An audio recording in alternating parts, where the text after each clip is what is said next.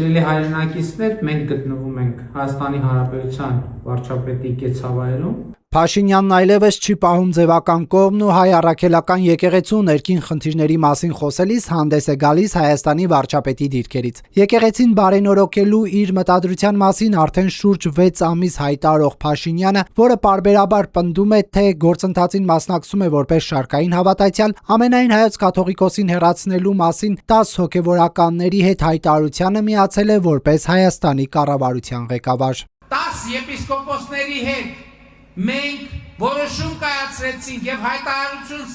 ստորագրեցինք Հայաստանի առաքելական Սուրբ եկեղեցու բարենորոգման մեկնարկի մասին։ Սուրբ Ծննդյան տոնին ուխտիերթ իրականացրած վարչապետը հերթական ուշագրավ հայտարարությունն է անում առանց փաստեր նշելու։ Ըստ նրա, եկեղեցին փորձում են օգտագործել Հայաստանի դեմ։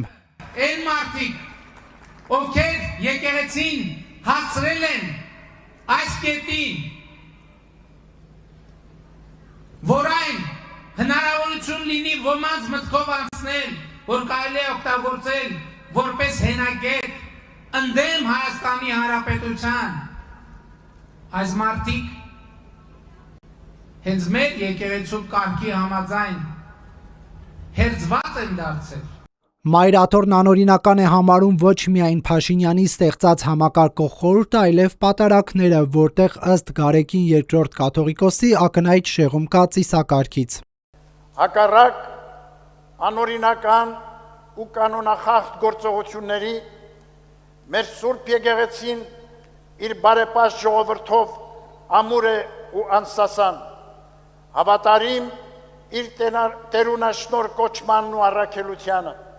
Կառավարության կառուցվածքի եւ գործունեության մասին Հայաստանի օրենքը սահմանում է վարչապետի լիազորությունների շրջանակը։ Սահմանադրությունն էլ վարչապետ Նիկոլ Փաշինյանին եկեղեցու ներքին հարցերին միջամտելու կամ կաթողիկոսին հրաժարական պարտադրելու որևէ լծակ չի տալիս։ Արդյոք վարչապետը խախտում է սահմանադրությունը? Ֆակտոր TV-ին 3 հետաքրքրվեց Փաշինյանի հետ պատարակի մասնակցող Հայաստանի նախագահից։ Պարոն նախագահ, կմեկնաբանեք վարչապետի գործողությունները։ Ոչ։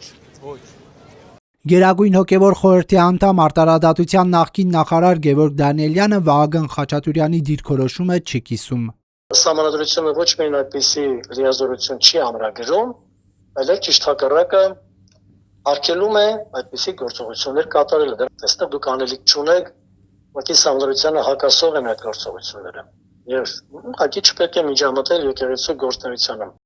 Սահմանադրական փոփոխությունների խորհրդի անդամ Արթուր Սակունցը ժողովրդավարական պետության տեսանկյունից անթույլատրելի է համարում կրոնական, հասարակական կամ քաղաքական միավորման գործունեությանը միջամտելը, որը հանգեցնում է Եվրոպական կոնվենցիայի խախտման։ Այն, ինչ որ հայտարարում է վարչապետը, ենթադրենք կազմապետության դեմ եւ այլն, դա չպետք է լինի միայն հռետորաբանություն։ Ցանկացած միջամտություն պետության կողմից պետք է լինի իրավական հիմնավորում։ Ես չեմ տեսնում այդպիսի իրավական հիմնավորում, որը ներկայացվել է եւ օրենքի հիման վրա գործողություն է կատարում միավորման ներքին, ուրեմն միավորման գործունեությունը կասեցնելու կամ խոչընդոտելու կամ բանի ուղղությամբ։ Գերագույն հոգևոր խորհրդի անդամ Գևորգ Դանիելյանը նշում է, եթե կրոնական կազմակերպության գործունեության խոչընդոտումն իրականացվել է իշխանական ազդեցությունն օգտագործելով, ապա դա դիտվում է պատիժը ծանրացնող հանգամանք։ Քրեական օրենսգրքի 209-րդ հոդվածով սահմանված է քրեական պատասխանատվություն անձի խղճի կամ դավանանքի ազատության իրավունքի իրականացումը, այդ թվում նաև կրոնական կազմակերպության օրինական գործունեությունը կամ կրոնական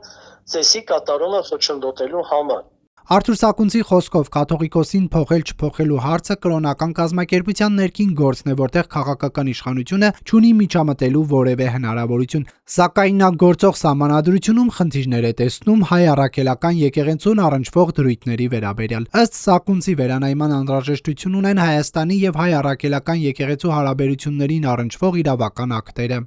Սա պետք է լինի։ Իշխանության խնդիրը վերացնելու այս խտրական մոտեցումները, դադարեցնելու այս օրենքի գործողությունը, որպես այդպեսին, ոչ թե ենթադրենք հիմա զբաղվի որևէ կրոնական կազմակերպության բարենորոգման, որը իր գործառույթը չէ։ Այո, կան մտահոգություններ, որ եկեղեցին զբաղվում է կուսակցական գործունեությամբ, որտեղ ինքը ակնհայտ չի ելթակցում աչակցություն, բայց կներեք դա քաղաքական պայքարի, ասենք թե դաշտում է գտնվում։ Նախորդ տարեվերջին Նիկոլ Փաշինյանին սուր քննադատել էին հայաստանյան քաղաքասարակության ներկայացուցիչները, կոչ անելով չհատել լիազորությունների շրջանակը։ Չնայած կոշտ հայտարարությանը վարչապետը չի փոխել իր գործելակերպը։